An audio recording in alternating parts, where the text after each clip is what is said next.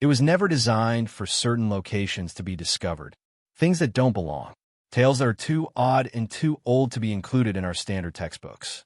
For the next hour, you'll be transported to a realm where rational thought crumbles, history breaks apart, and scientific inquiry yields no solutions. Long periods of silence have concealed these secrets. You can't help but notice them once you do. A tiny, strange skeleton whose very existence threatens to unravel lurks in the shadows of long-forgotten laws and forbidden discoveries. Our current understanding of where humans came from. Archaeologists, doubters, and conspiracy theorists all talk about the so-called 10,000-year-old dwarf skeleton, which is little taller than a water bottle and has a cranium nearly the size of its torso. Could it be a long-extinct human race, an abnormality in genetics, or something completely other than humans? The majority of scientists ignore it, but those who have dared to look attentively have come to a terrifying conclusion. There is no possible place on the historical timeline. This anatomical paradox is so perplexing that it begs us to delve further into the dark corners of antiquity rather than ignore it. The incredibly unusual proportions of the skeleton are essential to the riddle. It seems like a human fetus at first glance because it is only about 15 to 20 centimeters tall. On closer inspection, though, the skeletal features show the exact reverse. You won't find this baby anywhere. Complete oification of the bone system with mature attributes, such as a fully developed sternum, a chest with well-positioned vertebrae, and full rib structure. The limbs display symmetrical proportions and highly developed articulated joints, despite their little size. Unlike other developing beings, the fingers and toes of the hands and feet are visibly segmented. Many have speculated that this might be an adult member of a dwarf species completely different from our own, based on all these characteristics. The most startling aspect about this skeleton is gigantic head compared to the rest of the body, to the point where it conjures up mental pictures of aliens in the minds of the general public. The head is said to be about half of the body's length, which is a very unusual and noticeable imbalance. The extremely big eye sockets stand out the most, enormously outstripping the proportions of current humans, implying that this being might have evolved to thrive in dimly lit areas or maybe even had another visual system entirely. Its tiny and nearly underdeveloped nasal cavity further suggests that olfactory perception was probably secondary to other senses. It is possible that the jawbone's original biological features or post-mortem deterioration caused it to be incomplete or non-existent in certain specimens. Quite surprisingly, no teeth were discovered, which has led to several speculations about the creature's nutrition, biological age, and even the potential that it belonged to an entirely different species. Division of evolution. In stark contrast to the immature, brittle bones of human newborns, which take years to grow, this skeleton shows obvious indications of biological maturity despite its little size. All of the joints have fused. Features normally observed in fully grown beings, such as symmetrical limbs and a completely developed cranium, are present here. A terrifying question is posed by this. Is this a fully grown humanoid from some alien species? On the other hand, may it just be an instance of a very uncommon genetic mutation that not even in the most extreme instances of congenital dwarfism has contemporary medicine been able to record in humans.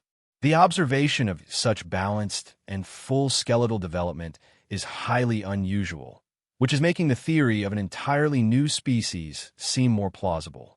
Researchers are particularly perplexed by the fact that the skeleton does not exhibit any abnormalities or pathological diseases that are often associated with congenital dwarfism.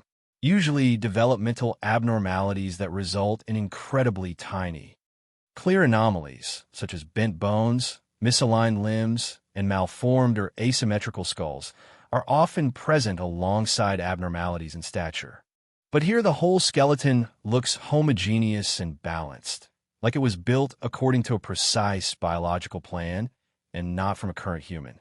No indications of injury, degenerative illness, or skeletal malformation have been detected. The fact that there are no outliers adds to the mystique.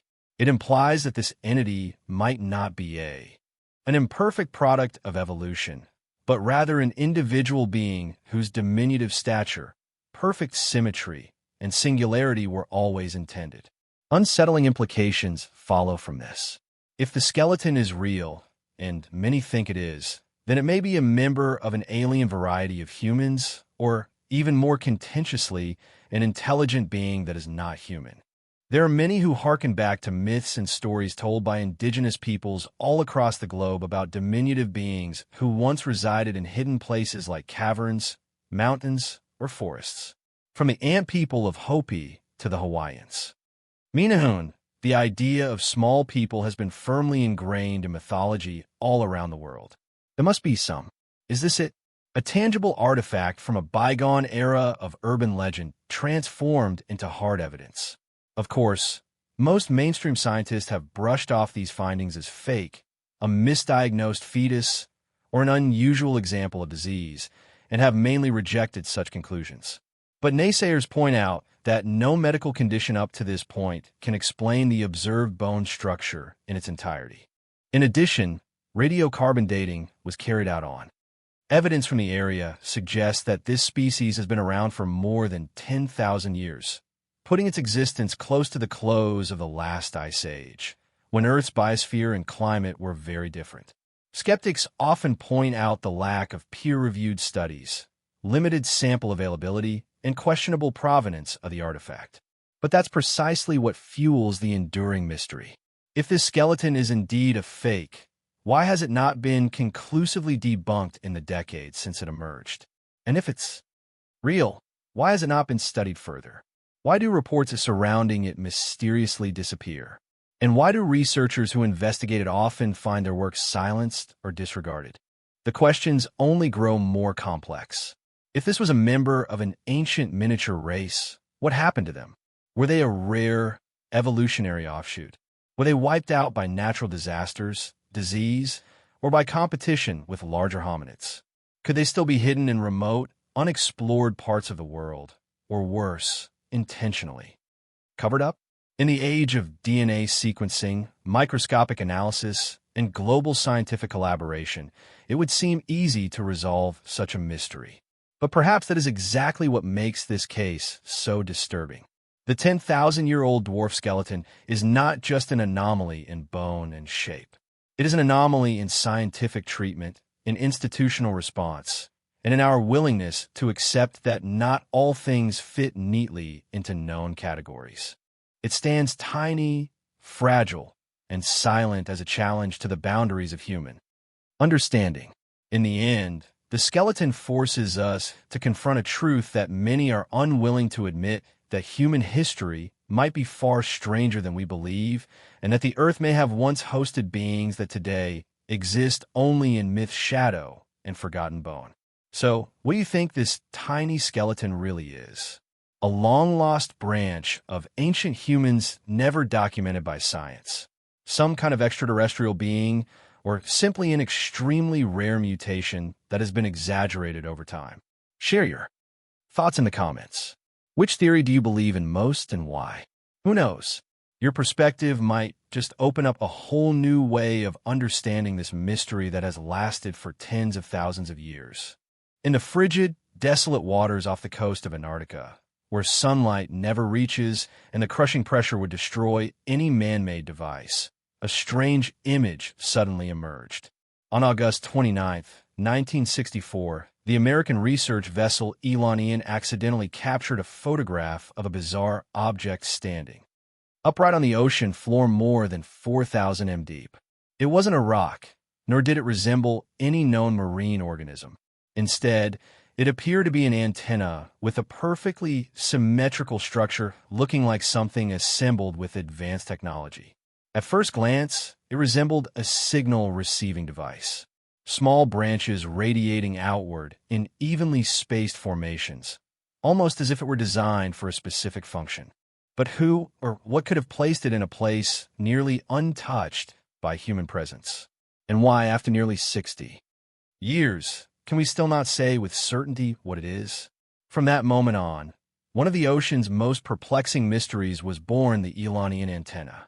And what makes it truly haunting is the cascade of bizarre, implausible, but impossible to fully dismiss theories about its origin, its purpose, and its true nature.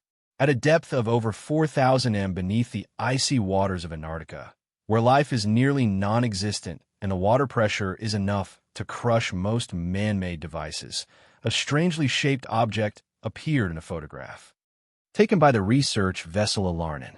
What astonished scientists was its highly symmetrical structure that looked intentionally designed: a vertical column standing firmly on the ocean floor, with evenly spaced branches spiraling outward, resembling some kind of signal antenna.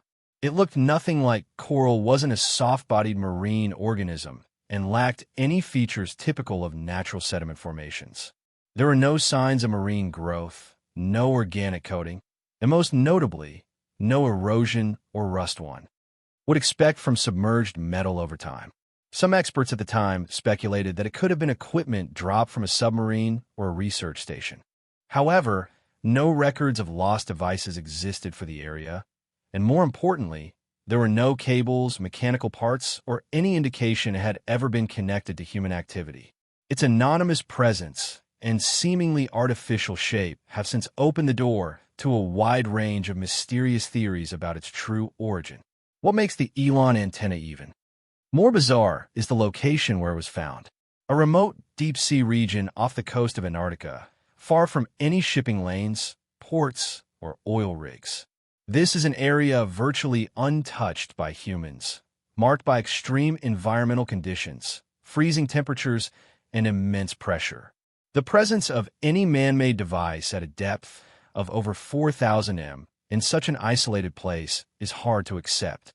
With the technology available in the 1960s firmly anchoring a metal structure to the ocean floor at that depth would have been nearly impossible unless it came from a source not of human origin. Due to its bizarre appearance, the Elanian antenna has become a hot topic in fringe science communities where theories often defy mainstream understanding, ranging from astonishing to outright eerie. Here are some of the most widely discussed. This is perhaps the most famous and daring theory.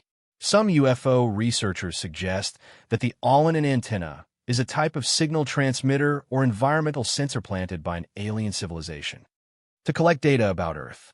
Its antenna-like structure resembles passive satellites or atmospheric sensors developed by humans.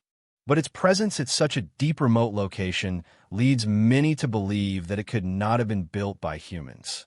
Some unverified reports even claim the device could be part of a subterranean network, a hidden communications system connecting deep-sea regions to undiscovered alien bases on Earth. Another explanation suggests the Elanian antenna is not extraterrestrial, but rather a remnant from humanity's distant past. According to this theory, a highly advanced civilization may have existed tens of thousands of years ago, but was wiped out by global catastrophes such as floods, tectonic shifts, or other cataclysms. The Elanian antenna could be part of a submerged technological installation, perhaps used for ancient climate observation or research. Some have even linked it to the legend of Atlantis, the mythical civilization swallowed by the sea, claiming it could be leftover technology from Atlantis or similar forgotten cultures. A more grounded but still mysterious theory is that the Elanian antenna might be part of a classified military program established by the United States or another superpower during the Cold War. During the 1960s, it was not uncommon for military forces to experiment with deep-sea listening stations, submarine tracking systems, or underwater communication tools. But what raises eyebrows is the fact that this object was fixed, exposed, uncamouflaged, and lacked any clear technological indicators one would expect from military equipment. Years after the photograph of the Elanian antenna was released, some marine biologists attempted to debunk the mysterious theories by offering a biological explanation. The object could simply be a species of deep-sea sponge, known as Cladhesa concretans. This soft-bodied organism anchors itself to the ocean floor and grows evenly spaced branches to filter food from passing currents. They suggested that the antenna appearance was merely the result of a coincidental camera angle, making a natural formation look like a man-made device. However, other researchers counted that there has been no recorded presence of cladisa in the region where the object was found. Furthermore, the organism's shape still differs significantly from what appears in the original image. Most importantly, a soft-bodied marine creature would have great difficulty standing upright and remaining firmly fixed under the strong, constant currents of the deep-sea environment. Perhaps the most puzzling aspect of all, nearly 60 years later, there has still been no official study, scientific investigation, or recovery attempt of the object. The few images taken in 1964 remain the only known evidence, prompting speculation that details have been suppressed or that governments may know more than they have revealed. Some conspiracy theorists even suggest the Elonian vessel was not just a research ship but a covert surveillance vessel, and that what it discovered may have gone far beyond what the public was told. Another question that arises: if this was a signaling device, where was it transmitting to? Could there be more such objects buried under sediment hidden from view? Might there be an ancient or alien network operating quietly beneath the ocean floor, waiting to be discovered? What do you think? Do you believe the Elonian antenna is just a bizarre-looking sea sponge? Or is it something much more? Perhaps a device linked to alien life or a technological echo from a lost civilization? Share your thoughts and theories in the comments. Your idea might just spark a new path towards solving a mystery that's remained unsolved for over half a century. Deep within the remote mountains and frigid, ancient forests of Russia, where modern human footsteps seem to have never reached, something quietly exists, defying everything we thought we knew. Massive stone spheres, nearly perfect in shape, are scattered across wild landscapes belonging to no known civilization. There are no ruins nearby, no local legends, and not a single historical explanation. They are not displayed in museums. No one knows who created them. No one knows for what purpose. And most puzzling of all, no one knows why they're there. If they're a product of nature, why are they so flawless? If they were made by humans, then who had the skill to craft such things in such remote places and in a time without modern technology? That question remains unanswered to this day. And that is exactly what makes the Russian megaspheres one of the most bizarre and captivating mysteries still left on Earth. At first glance, these massive stone spheres might seem like the result of natural processes, such as mineral concretions slowly worn down over time. However, upon closer inspection, a number of unusual details become apparent. Some spheres exceed 3 m in diameter, weigh several tons, and have surfaces that are almost perfectly smooth. Remarkably, many feature sharp concentric grooves, symmetrical veining, and even straight, precise cuts that appear to have been made by modern machinery. These characteristics not only go beyond what natural geological formation typically produces, but also lead scientists to ask a serious question. Are these truly natural formations or evidence of an ancient civilization that human history has yet to recognize? Unlike the famous stone monuments of Egypt or South America, which would be clearly linked to specific cultures accurately dated and placed within known human settlements, the stone spheres found in Russia exist entirely outside any established historical framework. They are absent from local legends, bear no inscriptions, or carvings, show no signs of human activity or ritual used nearby. And most notably, no ancient civilization known to have existed in the region is believed to have possessed the technology required to craft such large, perfectly round stone objects. Archaeologists have been unable to associate them with the Scythians, the ancient Rus, or any indigenous group known to have lived in the area. In fact, no stone or metal tools ever discovered could plausibly have been used to shape these heavy, geometrically precise stone spheres. Even today, producing a granite sphere over 2 to 3 m in diameter with such precision would require heavy industrial machinery cranes for transportation and advanced CNC techniques. So then who created them, and how that question remains unanswered to this day? Some geologists have proposed that these stone spheres might be the result of a rare natural phenomenon known as concretion, a process in which minerals gradually accumulate and solidify over time into roughly spherical shapes. However, such concretions usually form as irregular lumpy masses, often with hollow cores or visible internal layering. In contrast, the Russian spheres exhibit completely different features: smooth surfaces, uniform composition, symmetrical stone patterns, and extremely dense solid cores, all of which suggest an unusual level of consistency that is difficult to attribute to random natural processes. Even more striking is the complete absence of any signs of human activity around the spheres. There are no traces of settlements, no foundations, no tools, no burial grounds, no pottery shards, and no cultural sediment. It's as if someone had placed these massive spheres directly from the sky, then vanished without a trace, leaving behind nothing but the absolute silence of stone and time.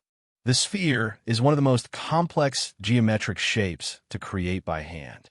It is the most symmetrical form and arguably the hardest to replicate without advanced knowledge. Throughout human history, the sphere has often symbolized wholeness, the cosmos, and ultimate power. If these objects were deliberately crafted, why choose the sphere, the most difficult shape, over easier forms like cubes, cylinders, or pyramids?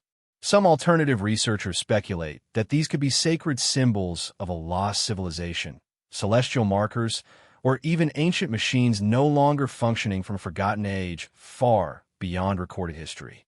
In the Chelyabinsk region of Russia, local residents have discovered several massive stone spheres partially buried underground. Some of them protrude from the forest floor as if they had just been placed there, yet they are covered in thick moss and tangled tree roots, suggesting they have remained undisturbed for hundreds of years, if not longer. Independent archaeological teams have conducted core sampling and structural measurements, but they still cannot determine the exact age of formation, as there is no organic material inside to allow for carbon dating. Notably, in one case, a sphere weighing over 5 tons was lifted with a crane for analysis, and the results showed it was completely solid from surface to core, neither hollow nor layered, something that sharply contrasts with typical natural formations. This detail has rekindled the controversial theory that the spheres may have artificial origins. When modern science fails to provide satisfactory answers, imagination begins to chart bolder paths. Some theories suggest that the Russian stone spheres could be remnants of a highly advanced prehistoric civilization, one that existed long before the Sumerians or Egyptians and vanished without leaving clear traces. According to this line of thought, the perfect spherical shape might have been a religious symbol, an astronomical device, or even a fragment of some ancient technology that we are completely unable to comprehend today. Taking it a step further, some even propose that these spheres may be relics of extraterrestrial technology, possibly serving as energy collectors, navigation markers, or components of a now inactive mechanism. Though these ideas may sound far-fetched, the lack of clear evidence combined with the unusual level of precision and the completely mysterious context in which the spheres appear means that such theories cannot be entirely dismissed, especially given that similar stone spheres have also been found in Costa Rica, Bosnia, and Guatemala, forming what seems to be a global network of unexplained phenomena that modern science has yet to fully explain. The Russian megaspheres are not famous landmarks. They are not listed as UNESCO World Heritage Sites, but they carry a haunting allure because of their isolation, their geometric perfection, and the complete absence of cultural context. They serve as material symbols of a gap in humanity's understanding of its own past. Silent proof that something may have once existed beyond the limits of our current knowledge. In this era of artificial intelligence and rapidly advancing technology, are we finally ready to ask serious questions about these forgotten artifacts and reclaim the missing pieces of Earth's grand puzzle? What do you think about these mysterious spheres? Could they truly be a product of nature? Or are they remnants of a long-lost civilization buried by time? Or perhaps they came from an intelligence not of this earth. Share your theory in the comments. We'd love to know what you believe and why. Who knows? One bold idea from you might just be the key to unlocking one of humanity's greatest mysteries. Deep within the misty wilderness of New Zealand's North Island, hidden beneath ancient forest canopies, lies a strange stone structure known to few. A massive wall formed from rectangular stone blocks stacked with unnerving precision. No sign marks its presence. No legend tells its tale. No historical record acknowledges it. Only silence and stones that seem to whisper of a forgotten age erased from the memory of mankind. The Maui, the first known inhabitants of this land, make no mention of it. No one knows who built it. And perhaps most chilling of all, no one seems to even remember that it exists. Could this be the remnant of a long-lost civilization, one that vanished before history began to be written? Or is it the evidence of a mystery that time and humanity has deliberately chosen to bury? One of the most remarkable things about the Kamanawa Wall isn't its strange shape or the rectangular blocks stacked, as if crafted by human hands, but rather the complete silence of history that surrounds it across the entire body of oral traditions, spiritual beliefs, and genealogical records of the Maui, the indigenous people of New Zealand, and its only pre-modern inhabitants. There is not a single mention of this wall. No name, no myth, no ritual or sacred place tied to it. This raises a deeply puzzling question. How could such a large structure completely vanish from the collective memory of an entire culture? The Maui are known for their rich and precise oral tradition. Major events, sacred sites, ancestral lineages all are remembered through traditional songs, wada folktales, purikeo, and genealogies, waka papapa. These sacred elements are passed down through generations, ensuring they do not fade from communal knowledge. So why is it that the Kaimanawa Wall is entirely absent from this vast cultural memory? This strange absence has sparked foundational questions. Could this be a Maui relic built by a civilization that lived here long before the arrival of the Polynesians? Or is it simply a natural geological formation that by chance takes on a shape so uncanny that it fools the human eye into seeing architecture? The issue grows more complex when examining the physical characteristics. If it is natural, why does the rock formation not resemble any known type of geological fracture common to the region? But if it is man-made, then who built it? Who were they? Where did they live? And what could have caused every trace of their existence to vanish completely, leaving behind not even a story, a symbol, or a myth for future generations to remember? In addition to the complete absence of any mention in indigenous records or legends, the Kamanawa Wall has become the center of a highly controversial theory that New Zealand may once have been home to an ancient civilization that existed long before the arrival of the Maui people. According to some independent researchers and alternative scholars, the wall composed of rectangular basalt blocks stacked in straight orderly layers cannot simply be the result of natural geological processes. To them, it is the final remnant of a prehistoric community, a culture that has been almost entirely erased by history and time. From his perspective, the Polynesians, ancestors of the Maui, were not the first settlers of Aotearoa, but rather latecomers who may have unknowingly taken over a land that had once been inhabited by another people. If this is true, then the Kaimanawa Wall is not merely an archaeological mystery. It is a silent, forgotten, and living testament to a chapter of history that was never written down. A chapter with no name, no descendants, and no legends to remember it. However, the mainstream scientific community firmly rejects this hypothesis. They categorize it as a form of pseudo-archaeology arguments, lacking empirical evidence, credible archaeological support, or reliable dating methods, often driven by emotion or personal bias. Some scientists even argue that promoting a pre-Maori civilization theory can carry implicit racial overtones as it risks undermining the Maui's rightful place as the original people and cultural guardians of the land. And yet the fact remains the wall is still there, with a puzzling structure that no official scientific explanation has yet accounted for. If it's natural, why has there been no excavation? If it's man-made, why the silence? The complete absence of any serious investigation only deepens the suspicion for many that perhaps beneath those moss-covered stones lies a truth modern history is not yet ready to confront. The site of the Kamanawa Wall is not easily accessible. It lies deep within forested terrain close to the Wuru military training area, a detail that has restricted public access and exploration. Some independent explorers have reportedly been turned away or told not to proceed further. What's more concerning, no formal archaeological excavation has ever been conducted at the site. There are no peer-reviewed studies, no detailed geological reports, and no published radiometric tests. Unlike other mysterious ruins around the world that attract academic and governmental interest, the Kamanawa Wall remains almost deliberately ignored.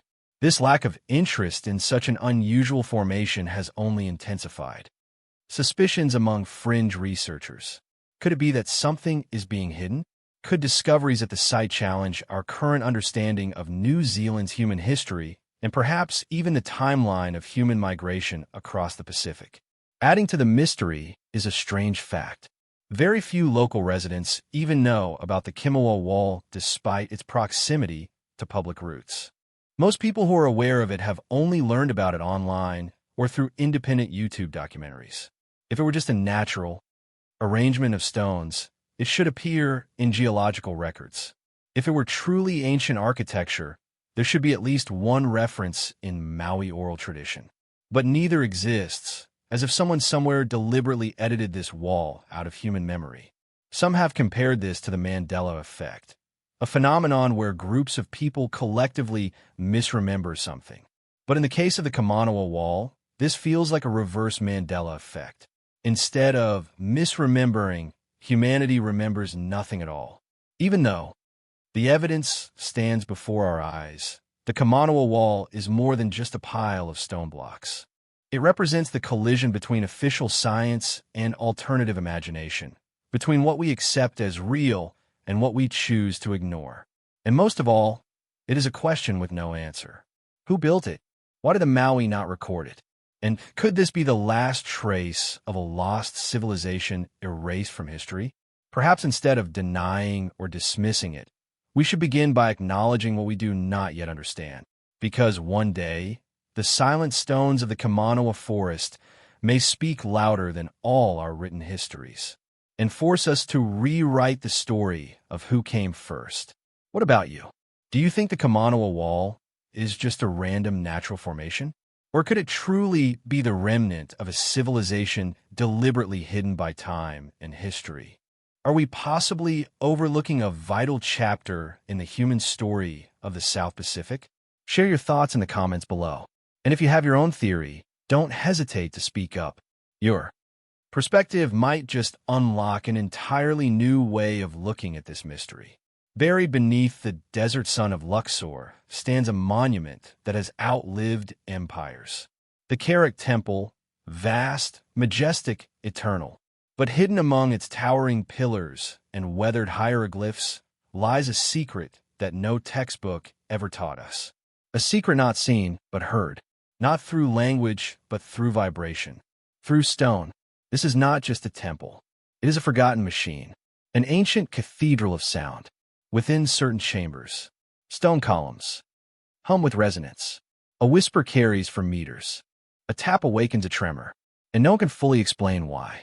Welcome to the Karnak Sound Temple, a sacred space where echoes refuse to die, where the past is not silent but still speaking if you know how to listen.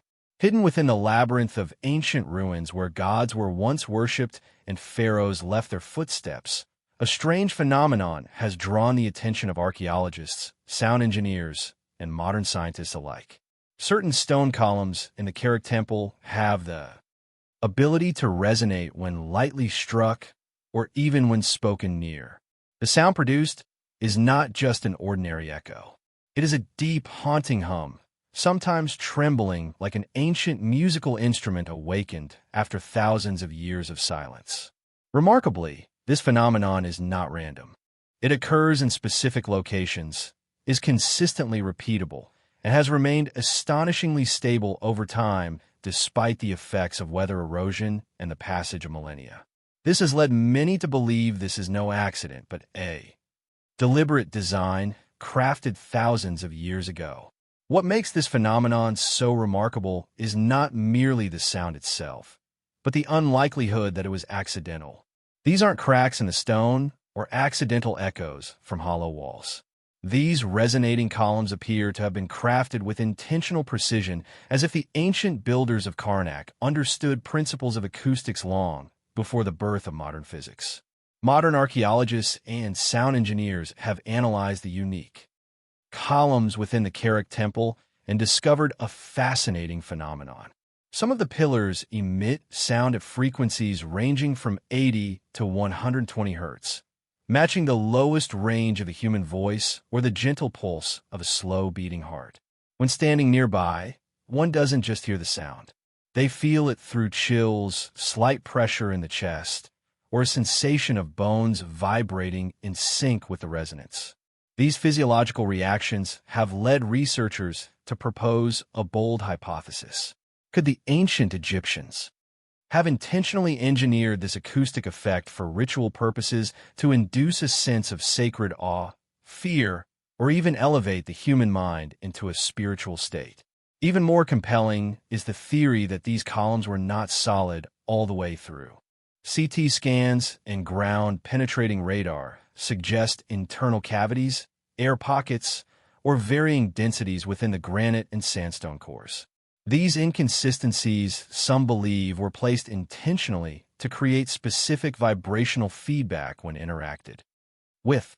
One of the most intriguing aspects lies in the sophisticated geometry of the stone columns. They're not perfectly symmetrical as they might first appear. Instead, many are carved with vertical flutes, gentle curves, or gradually taper toward the top features that may have been intentionally designed to guide the flow of sound waves. The surrounding space also contributes to the effect in certain areas of the temple. A whisper can carry clearly across the room, while a shout may be mysteriously absorbed into silence. This arrangement suggests a level of understanding of acoustics that goes far beyond aesthetics, as if Karnak was designed not only to be seen, but also to be heard. The true purpose of the resonating columns in the Carrick Temple remains a mystery, but numerous scientific and esoteric theories have been proposed to decode their role. One prominent theory suggests that the low-frequency sounds produced by these pillars were used in initiation rituals or meditative practices. These slow, deep vibrations could have induced altered states of consciousness similar to the effects of shamanic drumming or modern binaural beats used in meditation. In such moments, participants wouldn't merely hear the sound with their ears. They would feel it throughout their bodies, as if the entire space was vibrating in unison with their minds. Another theory posits that these columns were not just architectural elements, but tools to summon the divine, with sound acting as a medium to communicate with the gods. When priests struck the columns, the resulting deep resonance would fill the temple hall, perceived as the voice of the gods, creating an atmosphere of reverence and awe, making prayers feel sacred and alive. Additionally, some modern researchers suggest that the ancient Egyptians may have understood and applied sound therapy of field science is only beginning to explore. The frequencies emitted by the columns, especially within the temple's enclosed space, may have aligned with natural healing frequencies such as alpha or theta brain waves, helping to relax and rebalance the human body and mind. If this theory holds true, Karnak was not merely a place of worship. It was also a healing center powered by ancient acoustic technology far beyond the scientific understanding of its time. But the ultimate truth remains just out of reach. No ancient inscription explains this feature. No historical record confirms it. The resonating columns of Carrick remain one of Egypt's most haunting scientific mysteries. A whisper from the past encoded in stone. And it's not just Carrick. Similar acoustic phenomena have been reported in other megalithic sites. The Hypodium of Hal Safliani in Malta, the Oracle Chamber in Chavin Duantar, Peru, and even parts of the Great Pyramid. But Carrick is unique in one key aspect: its scale. With over 100 stone columns, some over 10 m tall and 3 m in diameter, the chance for such acoustic engineering to emerge accidentally is astronomically low. In a modern age of lasers, satellites, and artificial intelligence, we still cannot fully explain how these ancients without digital models or metal tools could have carved sound into stone. Could there be knowledge lost to history? A forgotten science that blended architecture, ritual, and sound into a unified spiritual technology? The Karnak Sound Temple poses more questions than answers. Were these resonating columns deliberate instruments or miraculous accidents? Did ancient Egyptians harness the physics of vibration for sacred power? Or are we, with all our technology, still deaf to the voices of the past? One thing is certain: when you walk between those giant pillars, you do not hear echoes. You feel them. The stone hums. The air vibrates. And in those moments, you're no longer just a visitor. You are a part of something eternal, something deeply human, something we may never fully understand. Perhaps some mysteries aren't meant to be solved. Perhaps they are meant to be heard.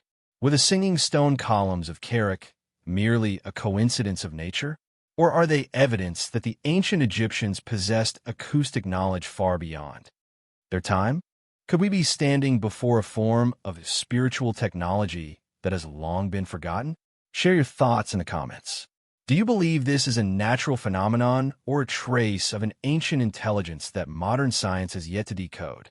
Beneath the earth of Italy's Campia region, once the most decadent resort paradise of the Roman Empire, lies a structure that has left archaeologists and modern engineers speechless. The tunnels of Baiae. These are not mere ruins of forgotten corridors, but a subterranean labyrinth crafted with astonishing precision, seamlessly blending architecture, geothermal engineering, aerodynamics, and psychological effects.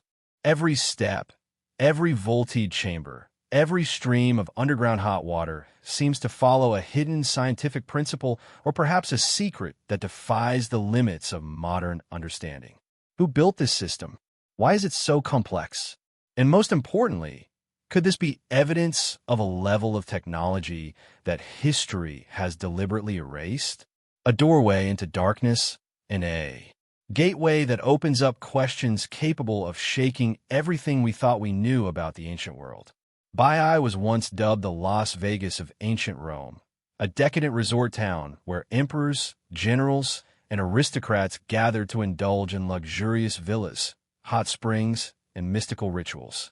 But beneath this glorious surface, archaeologists uncovered a vast network of tunnels stretching hundreds of meters, winding through volcanic rock, with a design far beyond the basic needs of people from that era. These tunnels were not mere aqueducts or storage passages. Some pathways descend steeply into the earth, narrowing before suddenly opening into high-voltage chambers. Some even connect directly to underground hot springs with astonishingly controlled temperatures. The spatial layout, light, water flow, humidity, and airflow suggest that the Romans, or perhaps an earlier civilization, had calculated every physical detail with such precision that even today we would need modern tools to replicate it. What astonishes modern engineers the most about the tunnel system at Baiae is the remarkable level of engineering in both design and construction. Far beyond the conventional building standards of the ancient world, materials such as tuff, a soft volcanic rock easy to shape, and Solana volcanic ash were not only used for their malleability, but also to create an exceptionally durable water-resistant concrete that has remained intact for millennia. Notably, many tunnel sections feature perfectly parabolic arches, a structural form that evenly distributes pressure from the overlying earth and effectively prevents collapse. Even more impressive is the fact that every architectural detail, from the spacing of support columns and wall inclines to arch curvature and underground drainage, appears to have been precisely calculated, as if the builders had access to digital blueprints long before computers existed. Most striking of all is the natural hot water channeling system that harnesses gravity and pressure differentials alone with no mechanical devices to transport water seamlessly to underground ceremonial chambers. As it flows, the changing pressure causes the water to emit a soft murmuring sound, perhaps intentionally designed as a spiritual effect, heightening the ancient perception of communion with the underworld. The tunnels beneath are not merely feats of physical engineering. They are also psychological masterpieces deliberately crafted to manipulate human perception and sensation. Narrow corridors suddenly open in a high, vaulted chambers where beams of light shine through angled ventilation shafts precisely carved to create fixed illumination points, producing dramatic transitions from light to darkness, from cramped spaces to sudden openness. As one ventures deeper, it feels as though they're stepping into another realm. Distant echoes resonate. Water drips in rhythmic patterns. Humidity shifts without warning, and blasts of heat rise from below, evoking the eerie sensation of entering the mouth of the underworld, where reality is subtly distorted. These effects are no coincidence. They appear to have been engineered for ritual purposes, guiding participants into altered states of consciousness, like an ancient initiation journey. Notably, some passages are constructed with gentle spirals or zigzag patterns, making it easy for travelers to lose their sense of direction, as if being pulled into an alternate dimension. One researcher once remarked, "This is a spiritual machine programmed with stone, water, and light." One of the often overlooked yet highly sophisticated features of the Bay Tunnel system is its ability to regulate air and water flow entirely without mechanical devices. Many chambers were equipped with angled, symmetrically placed ventilation shafts that allowed for continuous airflow. As heat from the underground hot springs rose, these vents would draw in cooler air from the outside, creating a natural convection cycle akin to modern air conditioning systems, yet built thousands of years ago. Remarkably, geophysicists surveying the site recorded significant differences in air pressure and humidity between chambers, proving that the ventilation and air circulation system was not random, but deliberately engineered and carefully calculated. Some scholars believe the primary purpose of this system was to create a multi-sensory experience for ritual participants, guiding them through alternating waves of heat, cold, dryness, and humidity as a symbolic means of spiritual purification through physical environment. Although the tunnels lie beneath the luxurious Roman resort city of Baiae, many modern archaeologists and engineers have begun to question, were the Romans truly the original builders of the structure? The level of engineering far exceeds the typical construction capabilities of that era, combined with a ceremonial layout and architectural precision so refined that it has sparked new theories. Could this tunnel system be the surviving legacy of a lost pre-Roman civilization when compared to other ancient underground complexes like Deraniu in Turkey or the Hypoeum in Malta? Both ritualistic, optimally designed, and still not fully understood. The similarities are striking. This leads to a larger, unsettling question. Has history deliberately overlooked the earliest chapters of ancient engineering? Scholars have theorized that the tunnels were used for initiation rites, ceremonial journeys in which participants underwent a symbolic death and rebirth. This wasn't just a metaphor. It was a literal physical experience, descending into darkness, hearing flowing water, feeling waves of heat, and finally being purified by cold water, as if the soul shed its darkness to re-emerge into the light. The spatial choreography reveals that the designer was not just an engineer, but a spiritual architect.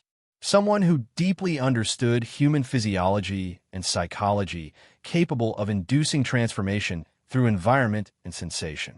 Despite many explorations, the tunnels of Baiae still guard countless unanswered questions.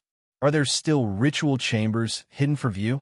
Ancient scrolls embedded in the stone artifacts left behind by the mysterious builders all remain untouched beneath layers of earth and secrecy waiting. One thing is certain, this was never just a Roman bathhouse, as some simplistic theories claim. It is a cryptic masterpiece blending science, architecture, mythology, and spirituality. A marvel that still surpasses 21st century understanding. If everything you've just read is true, that more than 2,000 years ago, ancient builders created an underground system with a level of engineering precision we still can't fully explain, then the question becomes, do we truly understand history? What do you think of the theory that structures like the tunnels of Baiae might be remnants of an advanced civilization lost to time and ignored by mainstream history? Share your thoughts in the comments. Do you believe this was a Roman creation or something far older and far more mysterious? No writing, no inscriptions, no temples, myths, or legends. Only spherical stones, almost perfectly round, lying silently in the dense jungles of Costa Rica, as if someone had deliberately left behind a message written in a language that modern humanity still cannot decipher. These are the Dickey spheres. More than 300 mysterious stone balls crafted hundreds of years ago by a vanished civilization, the Dickey's culture. No one knows why they made them. No one knows how they shaped such hard stone into mathematically precise spheres. And no one understands why a civilization intelligent enough to achieve that left nothing behind but these cold, silent stones scattered in nature. This is not just an archaeological mystery. It is a gap in the history of humanity. A zone of silence where time, stone, and ancient knowledge intersect in a maze of unanswered questions. First discovered in the 1930s when a United Fruit Company cleared parts of the tropical rainforest to establish banana plantations, the mysterious stone spheres of the Dees Delta in southern Costa Rica immediately stunned archaeologists. To date, more than 300 spheres have been recorded, ranging in diameter from just a few dozen cm to over 25 m, with some weighing up to 15 tons. What makes them extraordinary is their near-perfect roundness, so precise that even modern equipment would struggle to replicate it. Most of these spheres were carved from granite diorite, an extremely hard type of stone found only in mountains dozens of kilometers away.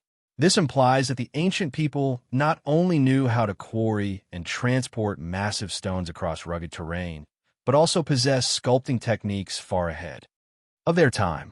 Yet what truly baffles researchers is not just the technical achievement, but a deeper mystery. Who created them? For what purpose? And why, apart from these stone spheres, did their civilization leave no other trace behind? Among all the puzzles surrounding the Dis 1 spheres, the mystery of the culture that created them, the Dis people, is perhaps the most confounding piece of the puzzle. Researchers widely agree that these spheres were the product of a once flourishing indigenous civilization that thrived in the southern lands of Costa Rica between approximately 600 and 1500 AD before disappearing entirely with the arrival of Spanish colonizers. But what is truly astonishing is this. They left behind no writing system, no symbols, no stone inscriptions, and no written records whatsoever. No temples, no archives, no carved text passed down through time. All that remains are some pottery fragments, a few burial sites, and most prominently, hundreds of silent stone spheres scattered across the landscape. Unlike the Maya or Inca contemporary civilizations that left behind scripts, calendars, mythology, and oral traditions recorded in text or image, the Dees seem to have been a culture that said nothing to posterity, at least not in words. This total silence renders any attempt to reconstruct their worldview, beliefs, or purpose for living incredibly difficult and speculative. Some theories propose that the Dees may have been conquered by stronger neighboring groups or swept away in waves of migration and pre-colonial conflict, leading to their erasure without a trace. Another theory suggests that they were a purely oral society where all knowledge was passed down through speech, and when the knowledge keepers died, the memory of their civilization died with them. But if they didn't write, carve, or record anything, why did they create such perfectly rounded stone spheres that modern technology struggles to replicate? These were not random artifacts. They reflect geometric thinking and understanding of physical forces and possibly a deep symbolic or spiritual language. That's why some modern scholars believe that these stone spheres may be the last material language left behind by a lost civilization. Messages in stone sent into the great silence of history. Upon closer study, experts discovered that some groups of spheres were arranged in straight lines or arcs, possibly aligned with celestial events, such as solstices or the movement of the sun, suggesting they may have served as part of ritual landscapes. Or ancient stone calendars. Other clusters were found near burial mounds, indicating a religious orrery significance, perhaps functioning as guardians, spiritual markers, or symbolic representations of the afterlife or cosmic cycles. A more speculative theory proposes that the spheres may represent symbolic maps, possibly mimicking planetary positions, star constellations, or even legendary lands lost to time. Researchers such as Evar Zapp and George Erickson presented this hypothesis in their book Atlantis. In America, linking certain groupings of spheres to celestial coordinates. However, no conclusive evidence has yet been found to confirm such claims. The precise techniques used to shape the spheres remain a subject of debate. Without clear tool marks, most scholars believe the Ds may have used abrasion with sand, softer stones, water, and fire, a slow and meticulous process that could have taken years to perfect each sphere. But even if that were true, why would a society invest so much effort into producing hundreds of stone spheres instead of building pyramids, palaces, or city walls like other ancient cultures? This paradox leads to an unsettling realization. They had the technical capacity, the vision, and yet left behind nothing else but these round stones. It is an irony of history that a civilization capable of producing such iconic works could not withstand the tides of colonization and cultural erasure, leaving them to be categorized today as a lost culture. Since their discovery, many of the spheres have been damaged or destroyed by treasure hunters who believed gold might be hidden inside. Others have been relocated from their original sites to decorate villas, parks, or corporate buildings. This not only stripped them of archaeological context, but also made it nearly impossible to reconstruct their original arrangement and meaning. In recent years, the Costa Rican government has taken significant steps to recover, catalog, and protect the remaining spheres as national heritage. In 2014, UNESCO officially recognized the DQ Sphere sites as a World Heritage Site, affirming their unique value to human history. The D's spheres stand as silent but weighty witnesses to a forgotten past, proof that what we consider impossible might simply belong to a chapter of history we haven't yet understood. They're not just stone balls. They are giant question marks resting on the border between ancient engineering and eternal mystery. They're the final echo of a people who chose to speak to the future not with words, but with form. Until we uncover the final pieces of the puzzle, they will continue to rest there, silent, defiant, and enduring like fossilized tears of history. So, what do you think about the Dest-One spheres? Could they be ancient astronomical calendars, religious symbols, or perhaps even remnants of a long-forgotten civilization? If these stones truly are messages, then what do they try and tell us? Those who look back from the future, share your thoughts in the comments. Who knows, you might be the one to unlock a whole new understanding of this mystery.